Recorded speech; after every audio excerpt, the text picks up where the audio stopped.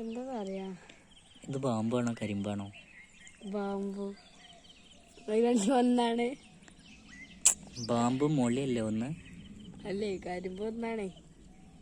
അല്ല, കരിമ്പ് പറഞ്ഞാല് കരിമ്പ്.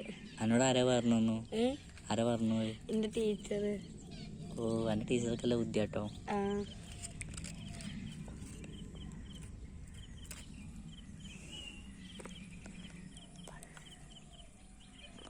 ഈ കരിമ്പിന്റെ ഒന്നല്ലേ ഈ കൊരങ്കാരില്ലേ, ഇങ്ങനെ കുത്തും, എന്നിട്ട് വെള്ളം എടുത്ത് കാണും ഇങ്ങനെ കുടിച്ചു.